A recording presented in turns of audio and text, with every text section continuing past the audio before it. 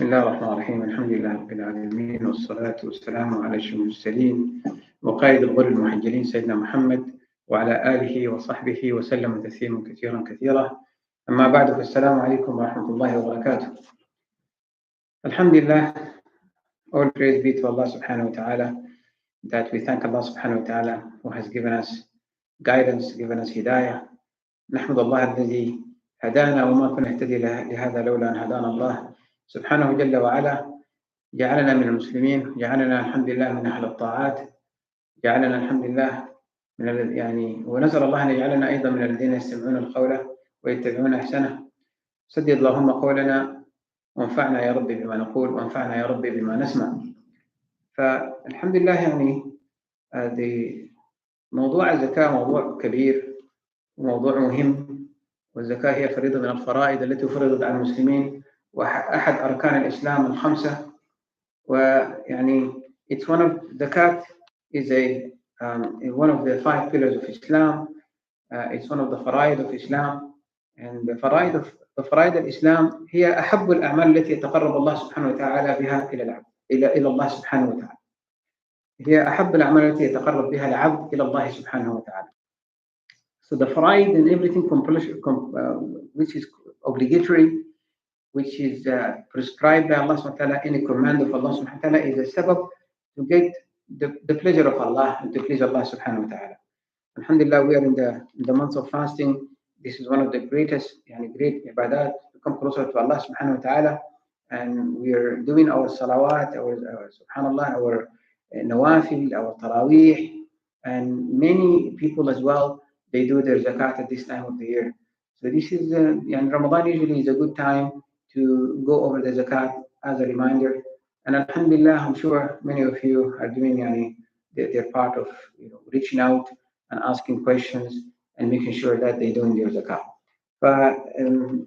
في موضوع اليوم حنتطرق إلى بعض المعاني، ما هو معنى الزكاة في اللغة، والزكاة في القرآن والسنة وشرعا، وكذلك شروط الزكاة، على من تجب الزكاة، وبعض المواضيع التي تختص بمسألة حساب الزكاة، النصاب ومصاريفها إلى من تدفع، ثم بعض الوصايا التي وصى بها العلماء من السلف أو من العلماء المعاصرين، لأن هناك بعض المسائل المعاصرة التي أتت في موضوع الزكاة خاصة في أمريكا الشمالية، وبعض الكلام عنها، وكذلك بعض الحديث عن مسألة الاستثمارات.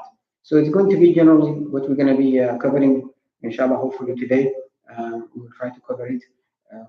Is that just a general idea about zakah, the linguistic aspect of it, and also the shari'i, or the sharia aspect of it, the zakah mentioned in the Quran and the Sunnah, and also regarding who should actually pay zakah, and who the zakat should be paid to, and how we calculate zakat in different scenarios and different situations.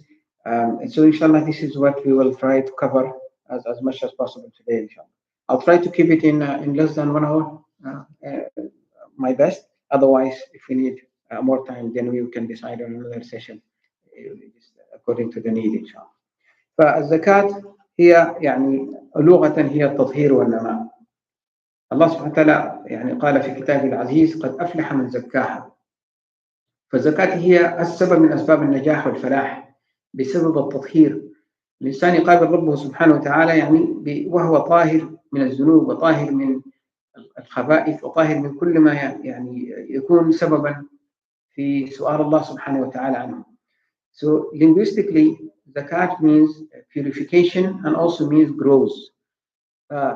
And there is a wisdom, subhanAllah, if you look at the choice of the word zakat itself, that the reality about zakat is when a person pays his or her zakat, it's actually a purification for the wealth and purification for the heart, because the heart of mankind usually tend to gain and grow the wealth. We are by nature, we love wealth, as humans. وتحبون المال حبا جما. Allah mentioned that humans, they love المال. This is something natural. But when we actually take some portion of our mal, then we are purifying ourselves from greed, from stinginess. فيعني هي علاج لداء البخل وداء يعني سبحان الله داء البخل وداء إمساك المال وحب المال. لأنه هذه من الأشياء التي يعني تؤثر في القلب وتؤثر في الإنسان. This is one of the things that could actually affect the person. You know, when we cling to our wealth, you know, on a shorter term or even a longer term, it will have a negative effect on the ibadat and on the person himself or herself. فما هي الزكاة في الشرع؟ في الشرع هي بين العلماء ولخصوها في هذه الكلمة أنها هي القدر من المال الذي فرضه الله سبحانه وتعالى أن يخرج من ملك مقدارا معينا من المال يسمى النصاب، وتكون زكاته هي ربع العشر من قيمة هذا المال. إذا قسمت المال إلى 40 فهو 1 من 40 إذا بلغ النصاب، وهي حق الفقراء والمساكين على الأغنياء.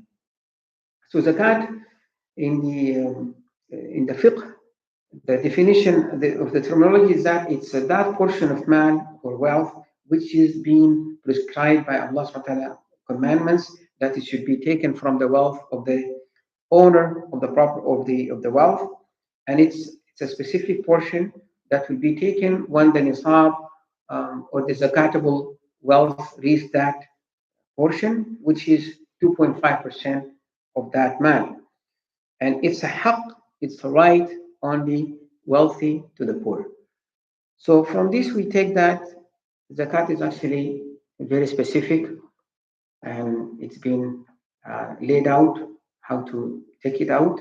And at the same time, يعني it's not a favor that the wealthy will give. يعني هو ما يستفضل يتفضل به الأغنياء على الفقراء، وإنما هو حق للفقير على الغني. It's actually a right on the poor, for the poor on the wealthy people. فأيضا نأتي يعني بسرعة إلى ذكر الزكاة في القرآن والسنة. وبين العلماء يعني أن لفظ الزكاة جاء في القرآن أكثر من 30 مرة، وقرن في أكثر هذه المرات مع الصلاة. حقيقة الأمر قرنت الزكاة مع الصلاة في 30 موضعا في القرآن الكريم سبحان الله. ويقول يعني هذا الارتباط في القرآن يسلط الضوء على الأركان الثلاثة الأولى في الإسلام، وهي شهادة أن لا إله إلا الله وأن محمد رسول الله، وإقام الصلاة وإيتاء الزكاة.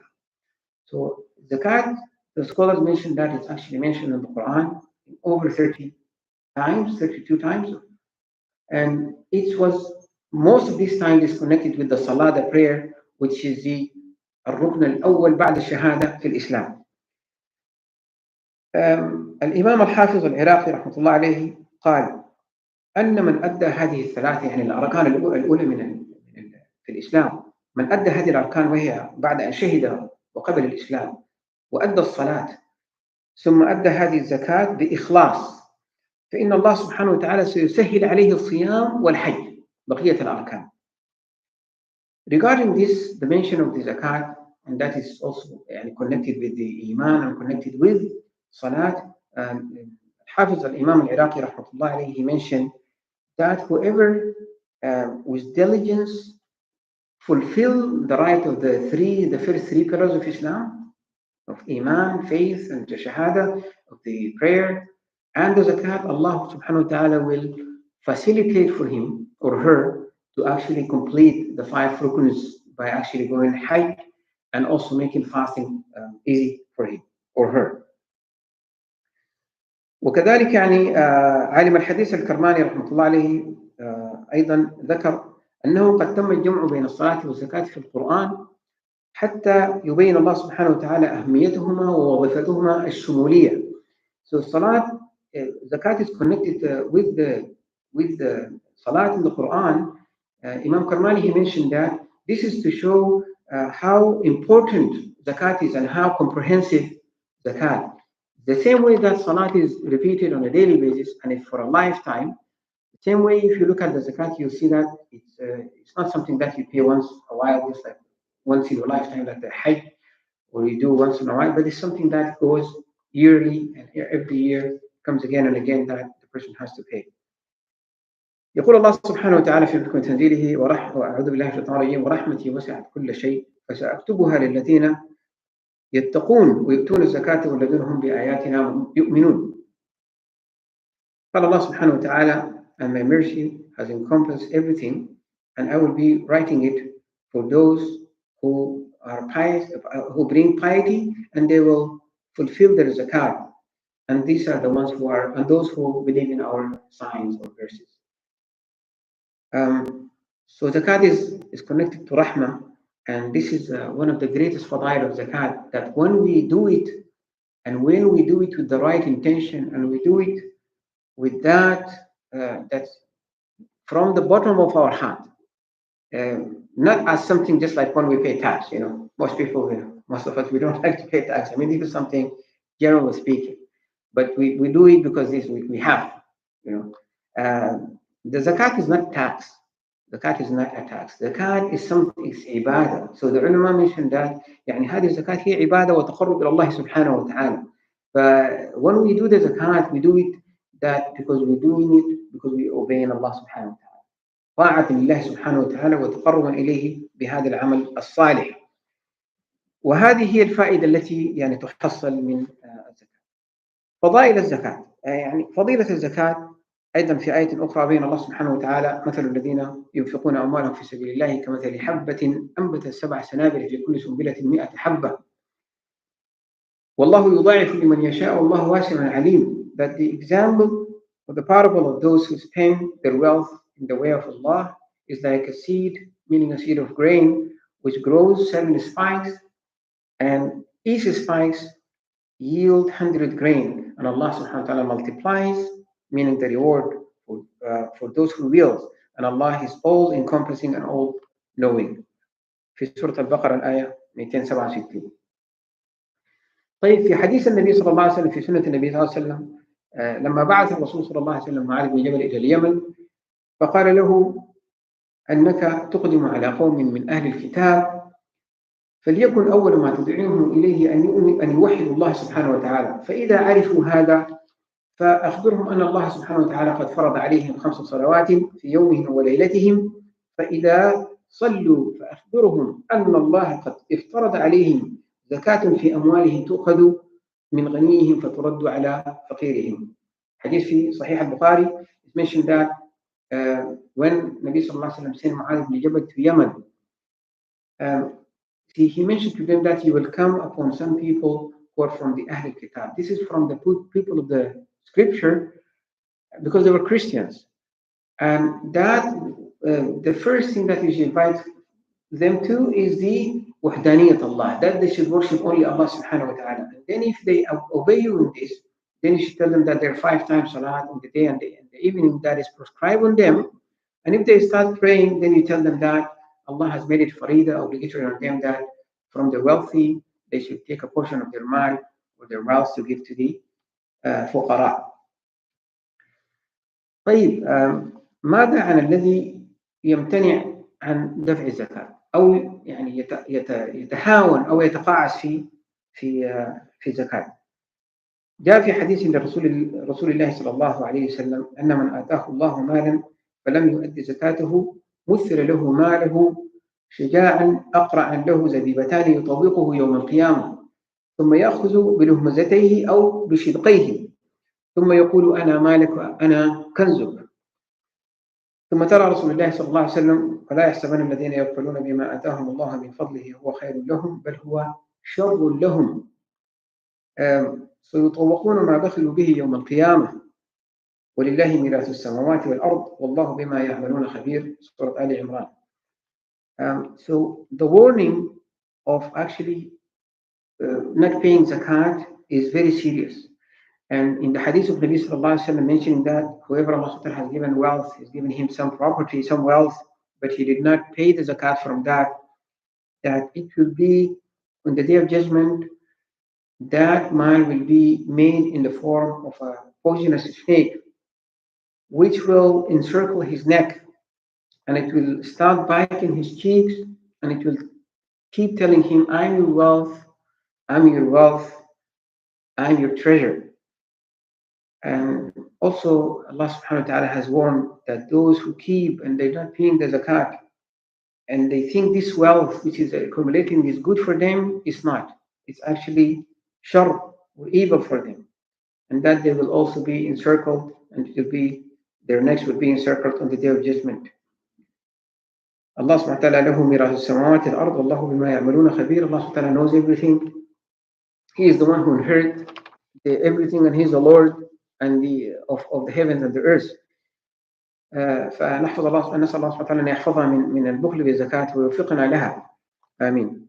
طيب نأتي الآن إلى موضوع على من تجب الزكاة. Who is required by Sharia to pay the zakat? So the ulama mentioned three categories or three conditions, three things. First, البالغ الذي بلغ الحلم. So and then Islam, المسلم والعاقل. هذه الثلاث: البالغ والإسلام والعقل. So they mentioned that a person who is adult, or meaning a person who reached puberty, and a Muslim, and also a person who is in a sound mind. So a person who is sane. جمهور العلماء بينوا أن يعني الإسلام هو الشرط الوحيد أو هو شرط الوجوب الوحيد هو الإسلام. فقالوا حتى الأطفال القصر وحتى المجنون أو الذي فقد أو اختل عقله يعني أيضا يجب في ماله الزكاة. لكن السادة الأحناف هم ذهبوا إلى هذه الشروط الثلاثة التي ذكرتها. So the Ahnaf school of thought, they mentioned the three: بلوغ, and also that the person has to be, of course, Muslim and be in a sound mind. But the vast majority of the ulama, they mentioned that only Islam. So for the children, the guardian or also for the person who's insane, that the caretaker or the guardian of that person is responsible to pay the zakat from the mal of that person. فالذي يعني هو مسؤول عن مال الطفل الصغير أو الطفلة، أو هو من أسرة المجنون فاقد عقله ولكن له مال أو لها مال، فيجب عليهم أن يدفعوا زكاة هذا المال، مال هذا الشخص في كل عام عندما يحين الحول وعندما يبلغ كذلك النصاب. طيب اللهم صل على سيدنا محمد وعلى آله وصحبه وسلم. نأتي إلى شروط دفع مال الزكاة. So what are the conditions? Not all the wealth is actually zakatable. And zakatable، كلمة zakatable اللي هي إنه يعني مال يجب عليه الزكاة، هذه الكلمة ابتدأ استخدامها الآن. This word zakatable actually start to be used now. It's a new terminology. And I was actually listening to some of the ulama, they mentioned that soon this word will come to the dictionary and it will be known, subhanallah. So because of the Muslims coming to the Western world and using the English language as it is, and also coming to other languages in the Western countries. When we say zakatable, meaning يعني هذا it's a mal or the wealth that the zakat is actually due on it. نعم. فما هي هذه الشروط؟ سأذكر هذه الشروط الأربعة باللغة العربية. أولا الملكية التامة للثروة. الملكية التامة للثروة، وأن يكون هذا الدخل أو هذا المال خاليا من أي دخل حرام، وأن يبلغ النصاب، وكذلك أن يحول عليه الحول. So these are the four conditions. First of all, that the wealth has to be in complete ownership.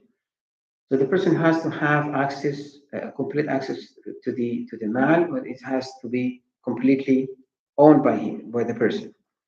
And the other thing is that mal should not be haram. And this includes the al-wadai' al-bankiyya, or if there is a saving an account and it's incurred interest on it, so that interest is not zakatable. You cannot take zakat on something which is riba, or if the يعني لو كان في تجارة في شيء محرم, person is dealing with haram things, let's say alcohol, for example. So the wealth coming from this is not zakatable. You cannot pay for it. Actually, that person just has to get rid of that wealth. And that wealth is the best way, the ulama mentioned, that should be paid in charity, in sadaqah. And the person, of course, has to ask for forgiveness from Allah subhanahu wa ta'ala, but you cannot pay zakat from that wealth. These are the two first conditions. الثالث أن يبلغ النصاب, والنصاب يعني حدد بأنه 20 دينارا من الذهب و85 جراما من الفضة. So what is the nisab? The nisab, or the zakatable portion of the mal, is 20 dinar, and 20 dinar is approximately about 85 to 87 grams of gold, or 200 dirham, which is about 595 grams of silver. So these, because these prices are changing every day, هذه الأسعار يعني تتبدل يوميا. Roughly, the current value of this nisab is about 7,500. This is a very rough estimation of today's gold prices. If we take the measurement of the gold, otherwise it's about $625 Canadian dollars. This is in Canadian dollars. If we take the silver way of accounting it or calculating it. But which one we should take? The ulama mentioned, because in the time of Rasulullah sallallahu alaihi wasallam, the prices of gold and silver were very similar. It was almost the same. Of 20 dinar and 200 dirham. But now, because there is a huge gap, the gap in the prices are very wide. So most of the ulama now, they recommend the silver account, which will come to about, as I mentioned, $625 to $630 Canadian dollars as an nisab. So anyone who owns more than this, he or she should be pay zakat. And anyone who has less than this, that person actually mustahiq. That person actually is one of those who can receive the zakat. And they mentioned the reason for this. يعني بين العلماء أنه نأخذ بنصاب الفضة حتى يستفيد عدد أكبر من الناس. That when we calculate with the silver, then we will have more people to actually pay the zakat, and then more people will benefit.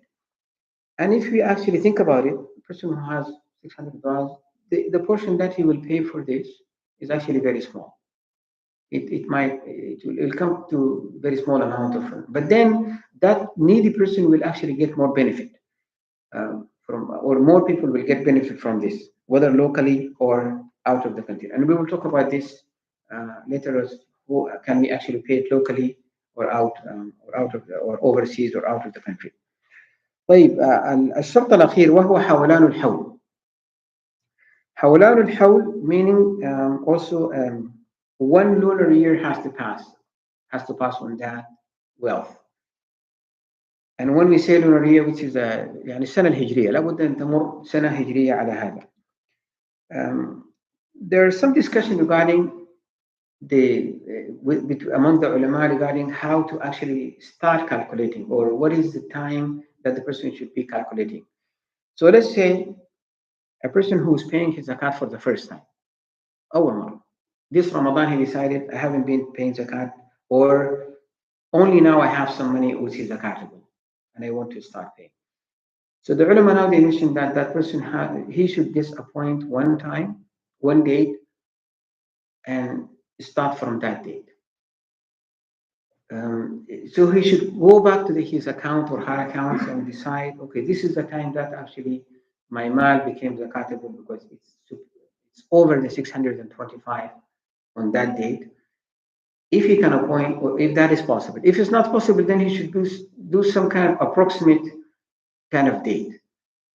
And if also that one is not possible, then he should just spot one date, let's say the 15th of Ramadan, the 20th of Ramadan, or the end of Ramadan, and stick to that date on a yearly basis and start paying every year on that same date. So consider that date to be the anniversary date for the person, and then keep doing it for the rest of his life or her life.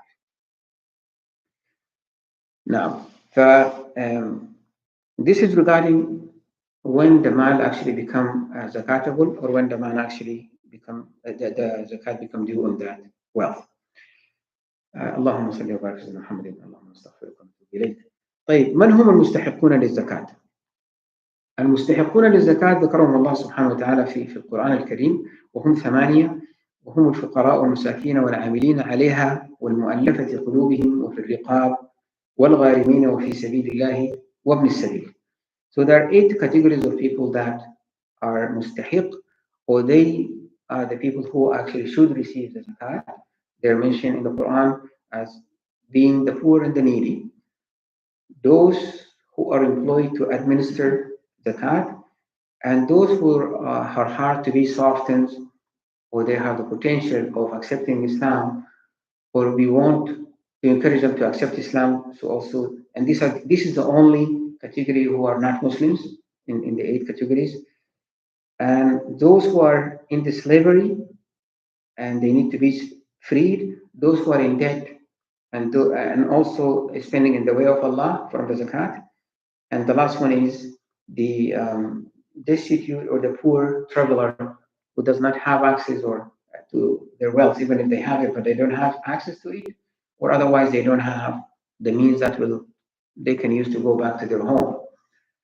فابن السبيل تعرفه يعني هو إنسان ليس عنده المقدار الذي يعينه إلى العودة إلى وطنه. فهذه الأصناف ال8، وإن شاء الله إذا أتيح لنا الوقت ممكن أتحدث عنها بالتفصيل. ولكن تقريبا بما أنه أهم ما فيها هي الفقراء والمساكين في هذا الزمان. And because of the most important, we can talk about it in details if we have time later. Otherwise, if there are some questions about it. But the most important from categories are usually, that's what we usually think of, is the poor and the needy. So the definition of the poor and the needy, the poor could be a person or a family, or could be a person who's actually so much needy that you can see the situation, just looking at them. Whether they're asking, they're coming to ask for zakat, they're begging, or they're requesting, or their request, and they actually telling that they need, because they don't have sufficient wealth to pay their necessities, whether it's a shelter or food or traveling or transporting, all these kind of necessity things. And the needy could be also a person or a family who they don't have what is sufficient for them for the longer term, even for the longer term. Let's say also that paying their rent could be included, paying their education for their children, because also it's become a very necessity, and by law they have to also. Or they don't have the means, the daily means or the monthly means to suffice for themselves.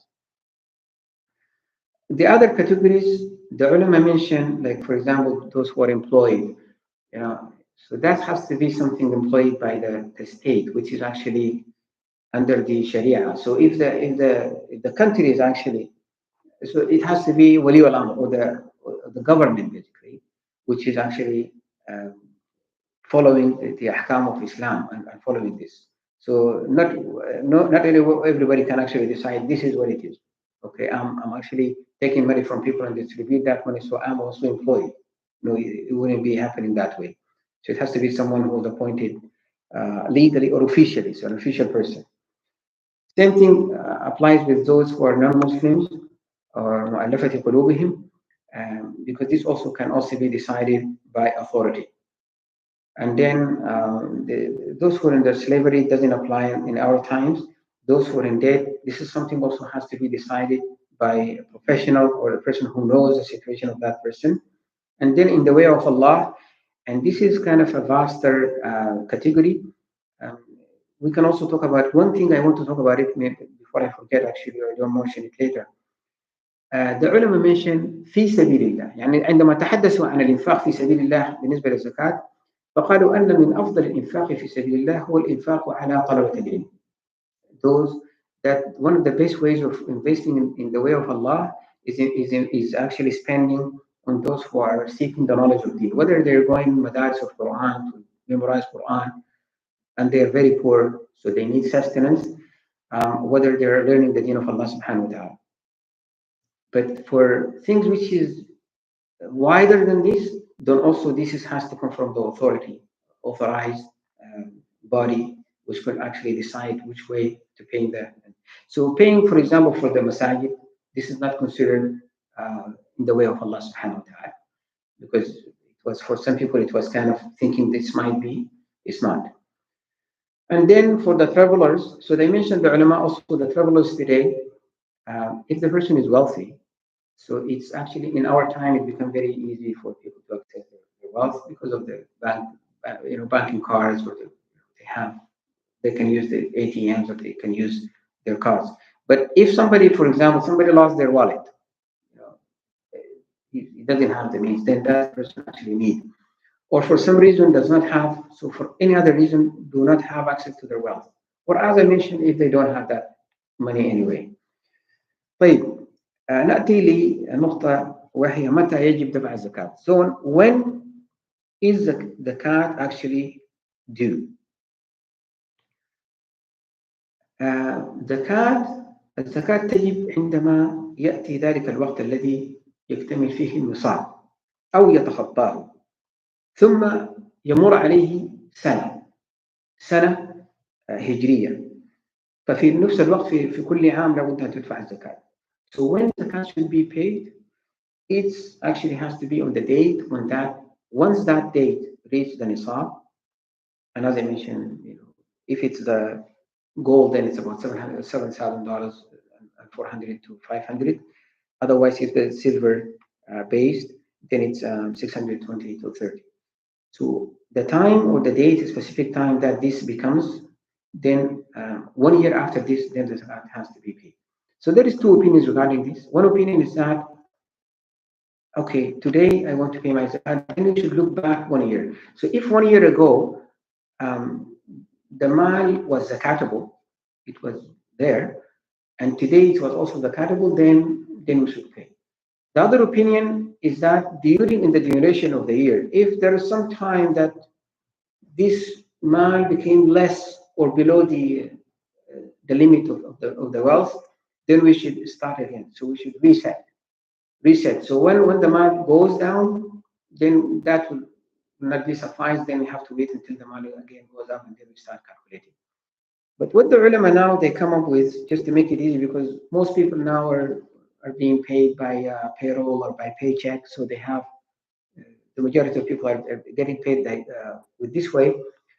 That just to make it easy for people, that you choose spot 1 day, and you take that day as your anniversary, and you just start from that date, that this is the date, and you see how much you have, and you just do the 2.5% on this and pay it, and then just next year the same date, and continues like this. طيب this is regarding the calculation. طيب تحدثنا الآن عن الحساب and the time. متى يتم التوزيع? So the next point is regarding the distribution of it. When should we that mal should we actually start to distribute that mal and take it out and give it, actually not taking it out but actually giving it. فبين العلماء أنه هذا المال بعد إخراجه لابد أن يدفع في ما ليس أكثر من عام. So that wealth should not exceed 1 year. So after this mal is taken apart to the side, that mal should not wait more than 1 year, by all means. And this applies if there is some organization, some authority, or some collectors who collect the zakat on behalf of people and they have to pay it. That is obligation on them that that mal should not stay more than 1 year. And as the same thing with the individual. So individual is taking this mal to the side, he put it, let's say, in a special account. He put it somewhere. That mal should not stay there more than 1 year. It has to be paid. And if that mal stayed more than 1 year, then that person or that organization or that authority will be sinful of not paying the zakat to the mustahiqin, or the people who have the right to take it. طيب اللهم صل على سيدنا محمد وبارك عليه. نجي لمسألة اللي هي أين ندفع الزكاة؟ لمن؟ هل ندفعها للناس الذين هم في هذه البلاد التي نعيش فيها، أو ندفعها للفقراء الذين ربما يكونون أفقر أو أكثر استحقاقا في بلاد أخرى مثل بلادنا مثلا؟ فأغلب العلماء أو بين العلماء أن الأفضل دفع الزكاة في البلد التي يعيش فيها الإنسان. That is this zakat should be paid locally, should be paid to other countries or organizations who also can take it to other countries. So most of the ulama, they say the zakat should be paid locally, and they depend, their proof of this is the hadith of Nabi sallallahu alaihi wasallam when he advised Mu'az that when you go to Yemen, then take from the wealthy and give to the poor.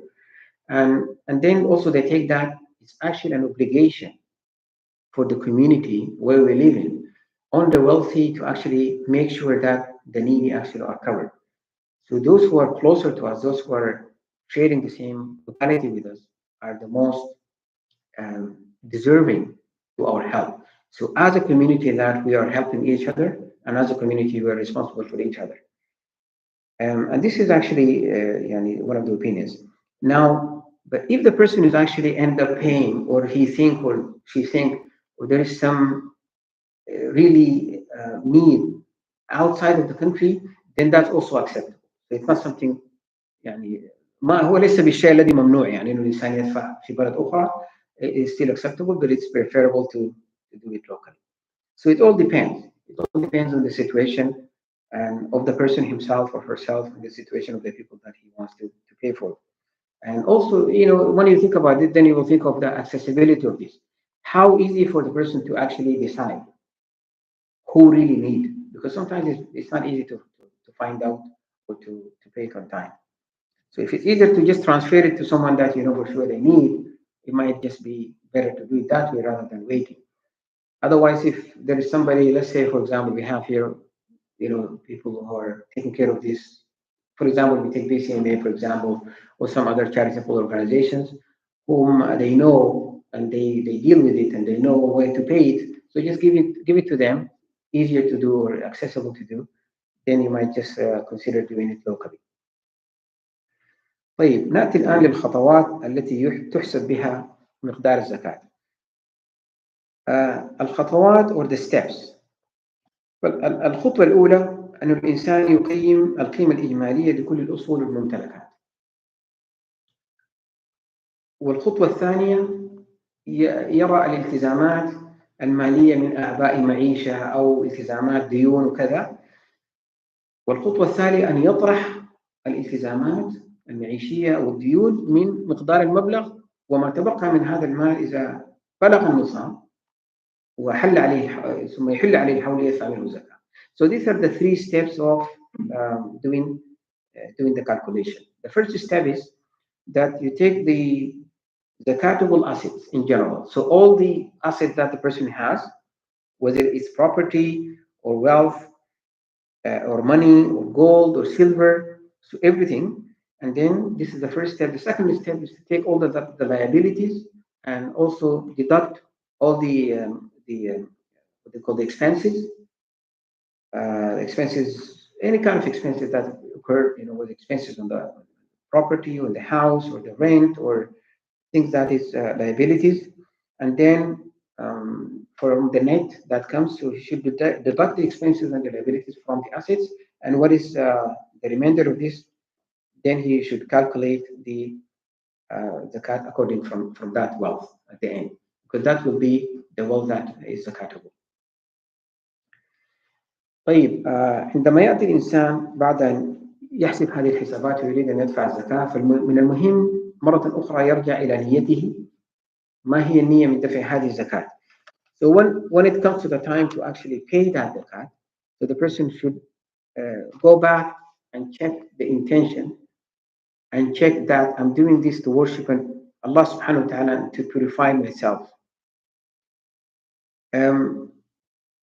So now we will come to the point of ما يجب عليه زكاة من الأموال. What is actually the wealth? What is the wealth that actually zakat should, or the property that the person has that zakat is actually, or it's zakatable? What kind of wealth is zakatable? Because the person can have a lot of property, but not everything is actually zakatable. فأول ما في هذه الأموال التي تجب عليها الزكاة هي الأموال النقدية والأصول السائلة وأموال الاستثمارات. So the first category of this of these assets are the liquid wealth, meaning money, whether this is in the bank or it's somewhere in the house, or if it's even the money in your wallet. So everything that you own, any money that you have, any money that you have, is there. And as I mentioned also again, that if there is a saving account and that saving account is accruing interest, so that interest should never be included in the zakat, but rather you calculate the capital of that money. So this is the first. The second is الذهب والفضة, so gold and silver. So you have gold and silver in any form, whether it's in coins or in in bricks or or it's jewelry. Also calculate the value and the current value or the market value of that. The best way is to actually ask a professional or a jeweler. Otherwise, you can always, with technology we have today, you can always know on the spot what is the value of the gold and silver and pay from this. So add this. Now we're adding this. And just one point quickly here, that the ulama, they have two opinions regarding the gold and silver, which is used for jewelry. Other than gold and silver, it's not zakatable at all. Any kind, diamond or any other kind of precious things, they're not considered. But when it comes to gold and silver, so the Jamhur al-Ulama, or the majority of ulama, they said is not zakatable. If the woman is, or the person, for the men, hopefully they're not using gold, but if they're using silver, for example, then for adornment, then it's not zakatable. The Ahnaf, on the other side, they mentioned that even the jewelry also has to be zakatable. And then there's the point of, if the person actually have intention, or she have intention that yes, I'm using it for adornment, but at the same time it's actually saving.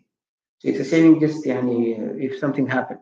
يعني أيضا إذا إنسان محتفظ بهذا الذهب يعني ليعينه على نوائب الذهب.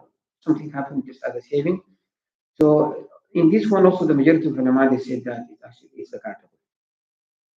طيب. The third one is الديون المستحقة لك إذا كنت واثقا من سداد هذه الديون.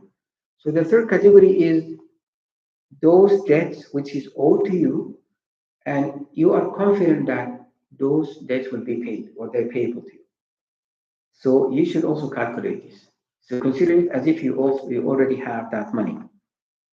And because I mentioned you're confident. So if you don't have any hope that this money will be paid to you, or that hope is very, very small, then it's not zakatable.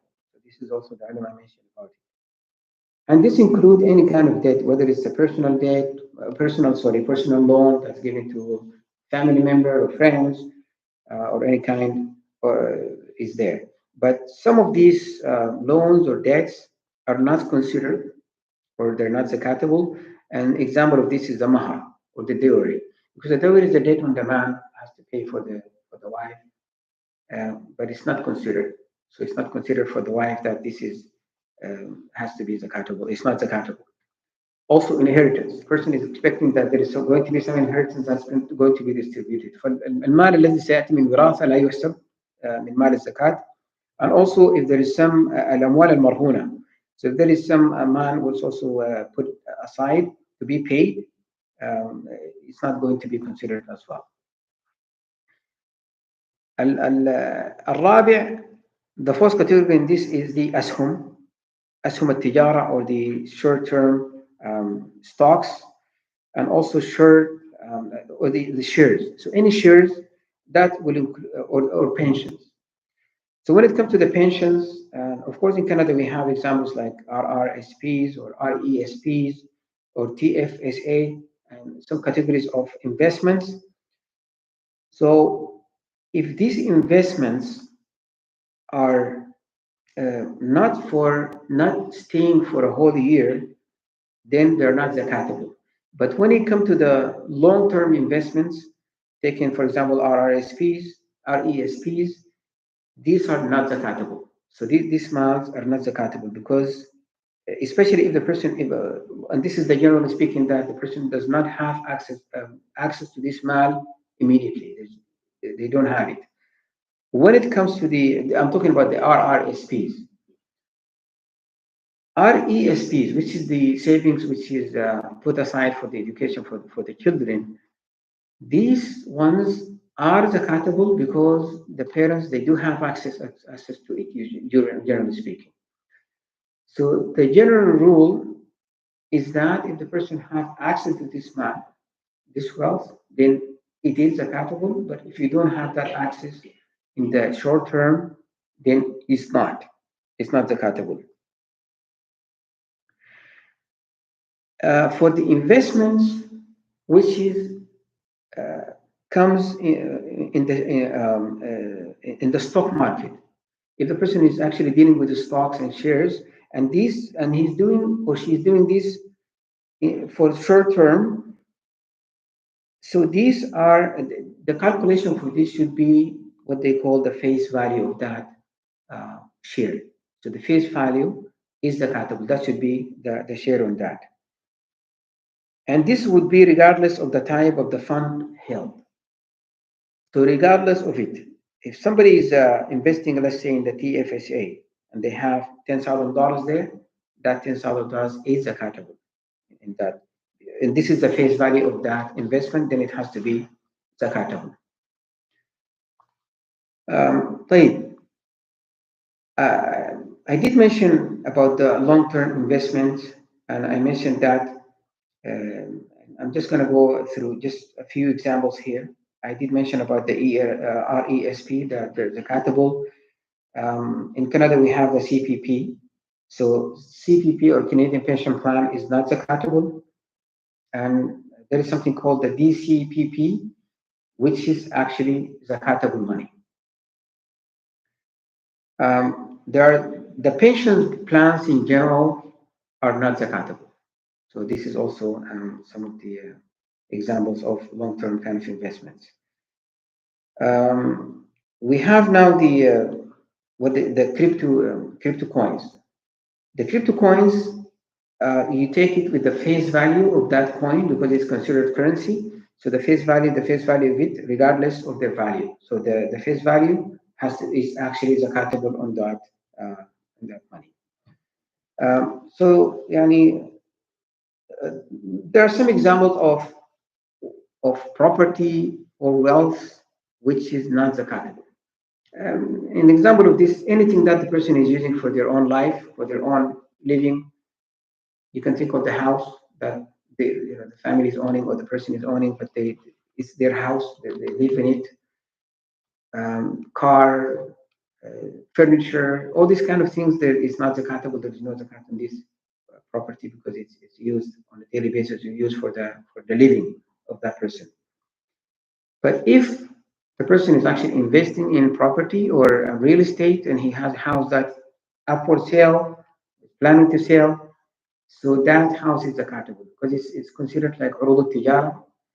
فأي شيء معروض للتجارة, if everything is actually the person is holding but it's there for sale, then that has to be calculated and it has to be zakat has to be paid on that property or that asset. But the ulama mentioned something here about the houses, because the houses usually, especially of course in this time, in this part of the world, the houses are very expensive. Person has a house, it's up there for sale, but to calculate the zakat is going to be a very big amount of money, and does not have that cash to pay for that house. That he does not have, or she does not have to pay the zakat on that house for the portion, but they wait until actually they receive the payment. So once they receive the payment for the house, then this is the time when they will pay their zakat, whatever that payment is. Okay, what if the person has a rental? So if the person is having a house and he's just renting it out to some tenants or a portion of his house or her house, and it's out for rent, so he should take the amount of the monthly rent and deduct the expenses which is related to that rental property, and the net value of that should be the zakat should be paid from that kind of from that rental of that house. So just going to check here if there is maybe a few things that we can actually conclude for today.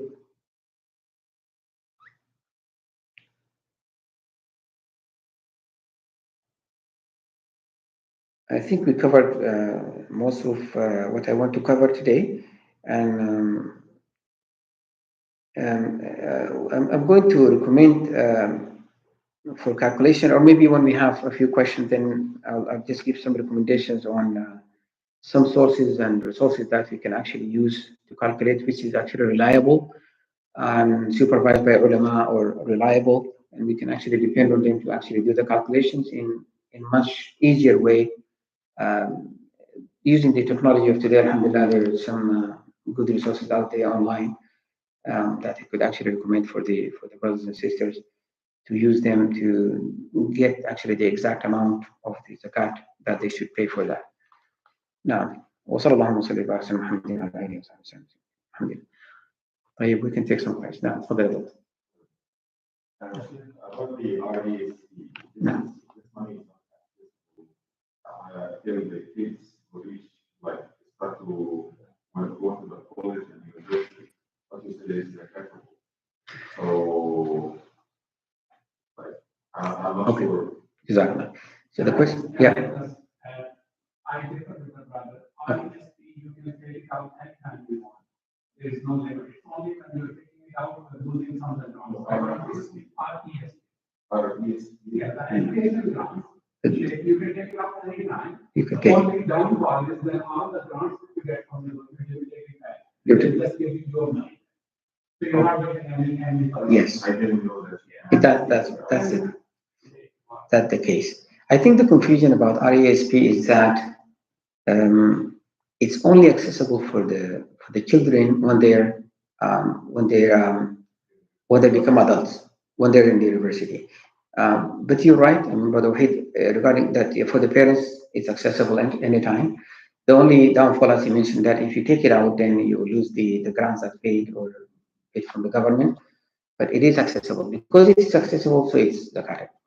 Yeah. No. No. This will take us to the mortgage, but keep that aside for now. For someone who bought a house and he's paying for it, he's not fully paid yet, and he is getting that rent, and he take out the expenses, and then he pays the mortgage as well. So this is the debt that still he's paying. Two questions here: is it still this the capital, like the rent? And the second is that person generally considered in debt and he can apply for zakat if he goes for some time? Because we go through that sometimes. It does happen. Okay, so this is a scenario or situation where the person is owning the property. That property there's mortgage being paid to the bank, and the tenants are paying the rent. It's getting the rent, but also their expenses occurred because of whatever he has to pay for this. يعني اترجم لك برضه بعض هذه الكلمه للناس برضه اللغه العربيه، انه يعني انسان هو عنده بيت ومؤجر هذا البيت، ولكن يدفع في رهن مرهون للبنك، او هو يدفع للبنك لانه اخذ هذا البيت بالدين. ف there are two questions here. Alhamdulillah, just generally speaking, no, he's not paying a mortgage, but he's asking the question just for to know the situation about regarding mortgage. The ulama, actually the mu'asirin, or the ulama now, what they mention about the mortgage, that they are not considering the mortgage to be debt. They are not considering it. So that's the vast majority of the ulama of today, especially in North America, as far as I know. But there is actually need for more research regarding this. I'd have to get back to you specifically regarding the mortgage. When it comes to the person, is actually the rent, the income that comes from the rent, is it actually zakatable or not? So this is not regarding, is he in debt and he's also mustahiq? Is he also deserving to actually be paid as zakat? That's another question. But is that rent which is coming? So when it comes to the rent, as I mentioned, if you put that mortgage on the side, so this is not considered debt, then it just comes like anyone who's owning that house and he's having tenant's paying him or her, and then he's just deducting the expenses and paying. So he still has to pay until we come to actually regarding the mortgage itself, and is it considered debt? It's not. So this is the answer that I actually felt also comfortable with. Now,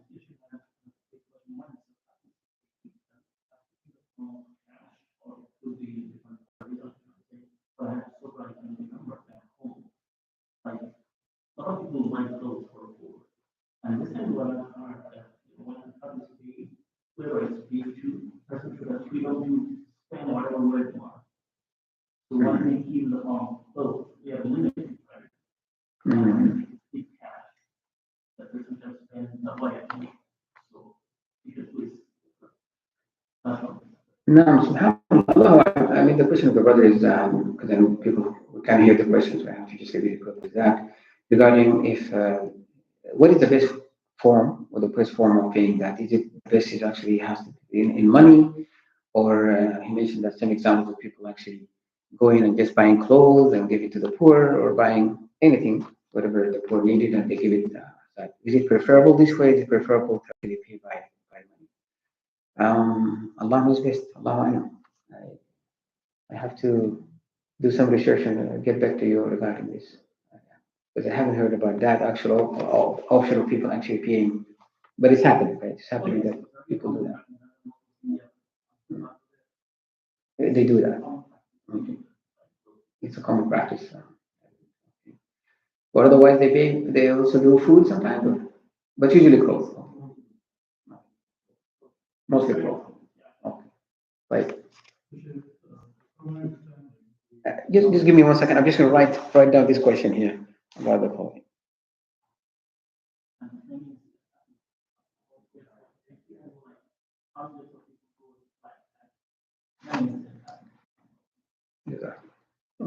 Yes. Well, yeah. They want to pay silver. Just part of on them that they have to pay capital. They can pay the capital from gold. If they're able to cut it and distribute it in the bank account. As somebody has sheep or camels or and then there's a way to give the out in that, and then also for people for agriculture, for example, then there's a different method for the organization of that. So we should allow that because in these cases, I think that cash is something as a mandatory to as the ministry of the law.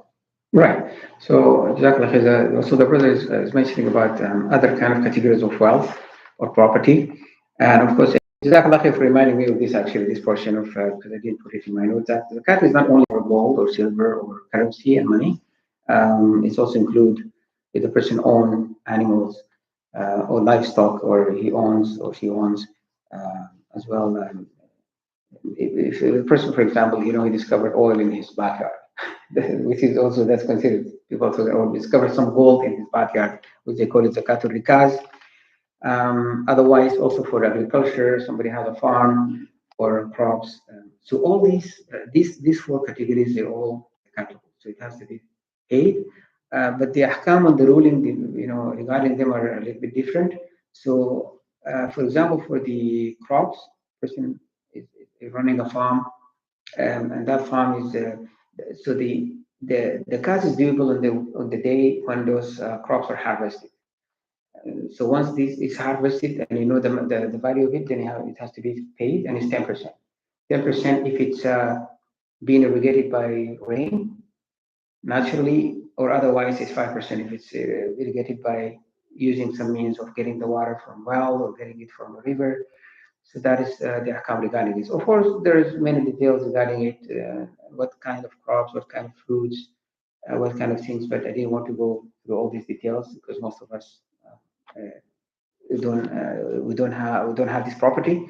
But definitely for those who have it, then they have to pay the zakat. And then for the livestock, which is cows and camels and sheep and goats, they also have specific نصاب. يعني في نصاب المعروف يعني الإبل والهذه نعم كلها فيها نصاب ومحدودة, and it's very specifically there about the age, the type of the animal and the portion that has to be taken from it as well. So if you own also some livestock, whether in Canada or back home, then you have to make sure also you pay according to the portion. Of course, in the most of the Muslim countries, usually they want zakat, or there is the agency that is taking care of these things. But if that agency or are not coming to take that zakat, that doesn't mean that the person is not responsible. So you still have to go out and make sure that go to the mahkama, go to the qazi, or go to the ulama and the muftis and decide how much I should pay from this. I think you mentioned about gold, and that gold, you did mention that if you have gold, you can just take portion of the gold, if it's possible. Take that portion and give it. So if you have gold, how about just take some portion of that gold? You know for sure that is 2.5%, and you take that gold as a Allahu Alam. I mean, the usual, the ulama taking the gold and silver. They come to this that gold and silver is the base for wealth or monetary wealth because it was the coin of that time. It was the currency of that time. And this is why they say because the currency of today, or the usual currency of today, because now we have all these kind of currencies coming out, is actually the bills or the money or the currency of the country. So that's why you pay your zakat from that currency of the country where you live. So you take the value of the gold and the silver and do it. Wallahu alam. Okay.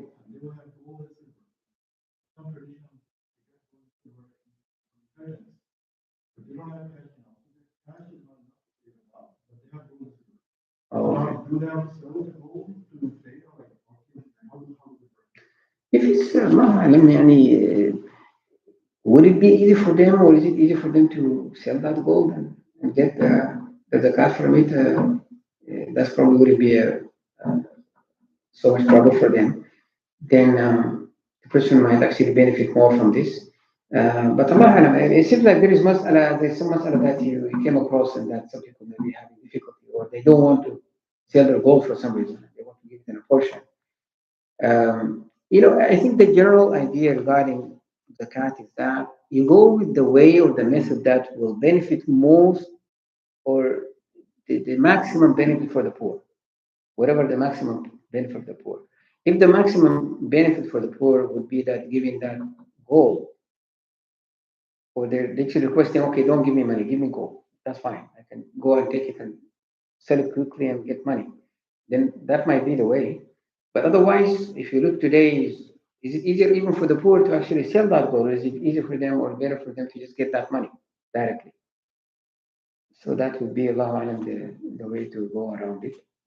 Allah knows best. Like I don't have exact answer to that scenario of like, okay.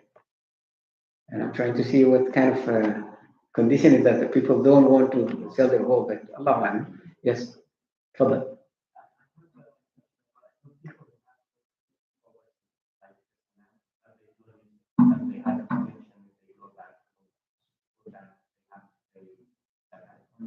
So this person has a land, okay. هم عندهم أرض، قطعة أرض في البلد، ونيتهم إنه يعني حيبنوها بيت يسكنوا فيهم، صح؟ Okay, so they have a land back home, and their intention is that they want to keep it so they can build their own house there, for them, maybe for retirement or later on. So this is if their intention is to use it for their own use, and then there is no zakat in that, definitely, because this is for their own. The difference will come if they're actually holding it to sell it for the investment. So in that case, then they have to pay it. But if they don't have the money, then they have to wait until they sell it. They have the money, then they pay.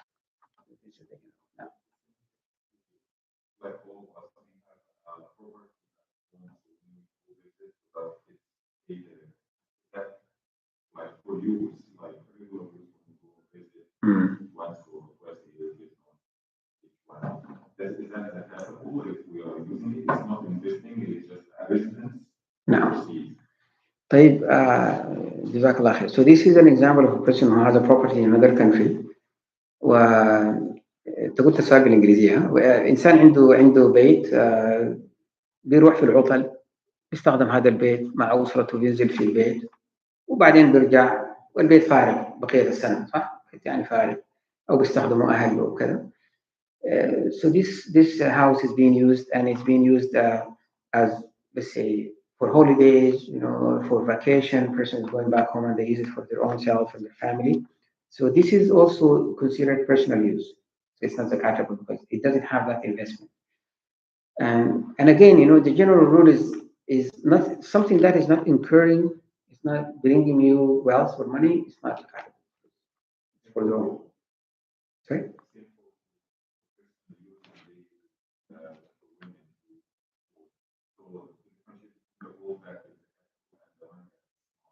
No. Yeah, the gold, as I mentioned, is the main opinion is that it's not zakatable, and because it's used for the women, or you know, for adornment. But yeah, the Ahnaf are different in this one because they mentioned that it's still zakatable. Some, and there are some ulama also in other, but the majority, the Jamhur ulama is not zakatable. Yeah.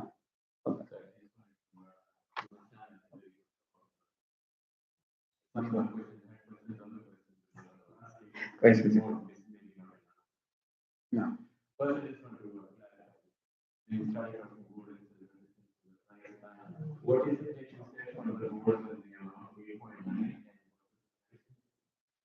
The price, I was actually checking this morning. Okay, he was mentioning about the price of gold. The price of gold today, which is the nisab, which is 85 gram. So when you do the calculation, when you go to those websites, it's 7,400. Is it Canadian? Huh? Yeah. Wait, okay. Is it US or Canadian? Okay. Okay. So the one thing I was saying is that the price of what gold should fluctuate from the Yeah. So the day that you do your valuation of the stock is 57,000, and it may be correct, right? Supposing I say in the middle of the year, middle of the year, oh, this month I'm going to put this aside for the class, but the day when the valuation comes, supposing the price will go up 20%, it will be different, right? So putting this happens. The other thing is when you say it has to be in the currency of the country, that's a currency if you use Bitcoin, I don't know whether that's or they use Bitcoin. Pick up their own. Bitcoin was a lot. So these, the currency fluctuate more actually than the value of gold and silver. So to me, the logic is not there. I'm not contesting the price of gold and silver usually is more stable than the price of a currency, even if the dollar. So, and you can say, so this is the question. Supposing I put in whatever US dollar or Ukrainian gold or whatever it has, I put the value is like that. Tomorrow, we're going to have a price. But the day I get the valuation is the day it will come from the price of that. Well, it all depends because when you decide on the date, okay, you decide today you pay. Let's say 30th. Okay, so you're waiting, but you have to wait until the 30th. So on that day, now you do your calculation. The day you do the calculation is the day that your zakat is due. So from that value, this is your zakat. Now, but okay, the money is still there. You wake up in the morning, something happened, everything is changed.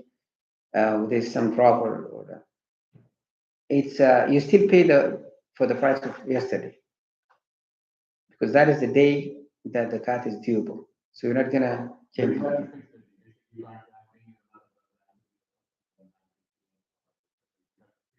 Fix it. Yeah, exactly. So it's always recommended. No. Wait, I know. It's supposing like very commonly people take money in the bank, from the bank, you have debt, you have money, I want to $1 million of debt, and I have 100,000 in actual money. This is the situation. So $1 million debt and $100,000 that I actually do. How much would be my Okay, you have a million. Okay, is it mortgage or this year? Or I mean, a person has whatever it is. I get it. So obviously, with this person and he's okay, he or she are they paying on a monthly basis? That they have to pay. They pay. They're paying for that for the debt. No, no. Okay. So I did mention. Yeah, the debt. Okay. Yeah.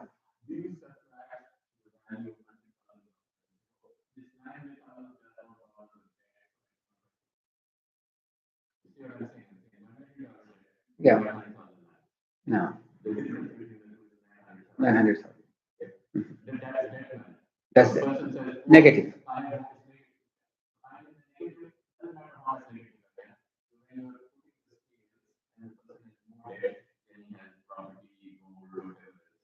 Do you take a balance sheet or you go only and forget about the debt? You just go No, with the generally the debt, whether it's a million or it's $100. Generally, with the debt is that you subtract the debt from the assets, or yes, no, no. Yes, yes.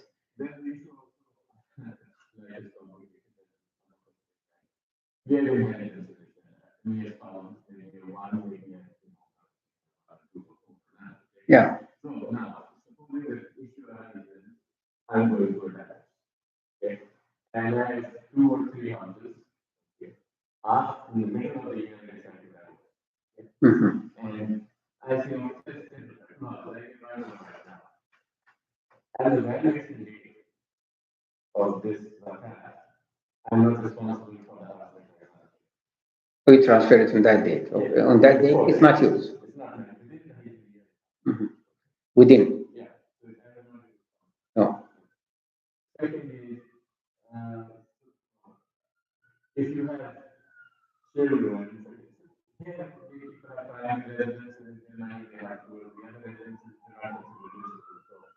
the other ones don't taxes. But the tax that they take, you don't know where they're going. No. Supposing this is the issue of, okay, so you have kids and half the year they were using the other house, and half the year it was on the rent of someone else. These are complicated. The exact issue is like this. The other thing was Of course. dispute. Supposing, between me and my family saying, oh, this is disputed because the house is 9 years old and not so very good. Mhm. So it's something which is question mark as to who is going to pay the zakat. At the time, it's not decided at the time. Okay. If it's not okay, now I know with the complications, okay, having sharing the value of the house, or there is a dispute and it's not sure yet, waiting for a court or waiting for some decision from some authority.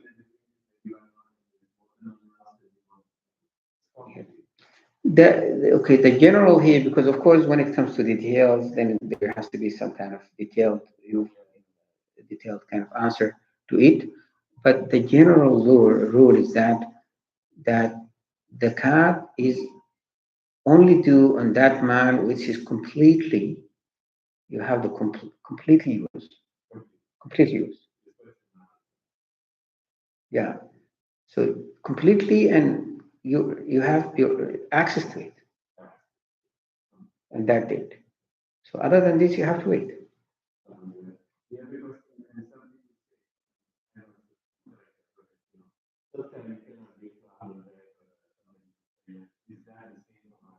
Yes, it is. So zakat, yeah, you cannot pay. So the zakat cannot be given to Ahl al-Bayt, anyone who's from the family of Nabi sallallahu alaihi wasallam, as well as neither sadaqah, yes, and also cannot be given. Thank you for mentioning it, because some questions actually sometimes comes like, can I pay zakat for my parents? No, you cannot pay zakat for your parents, neither sadaqah, because your parents, if they're needy, it's actually obligation and فريضة. So يعني الإنفاق على الوالدين هو فرض على الإنسان لو الإنسان قادر يعني. فممكن إنسان يدفع زكاة للوالدين، ما يمكن يدفع زكاة للأولاد. You cannot pay zakat for your own children because if they're small, they're still not working.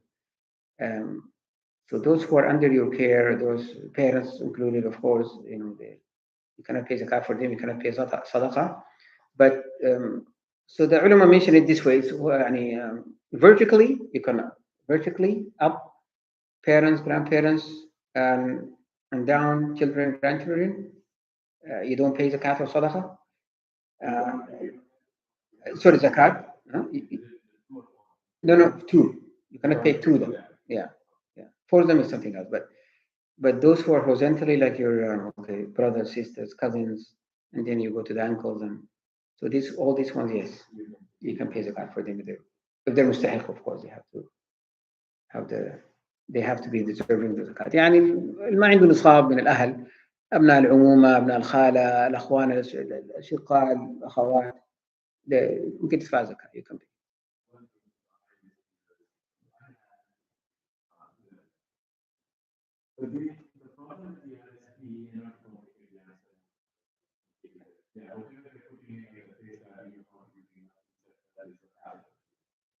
No. Dr. Sam, just do one thing here. Can I maybe stop the recording? So Alhamdulillah, we're just going to stop the recording now. And see.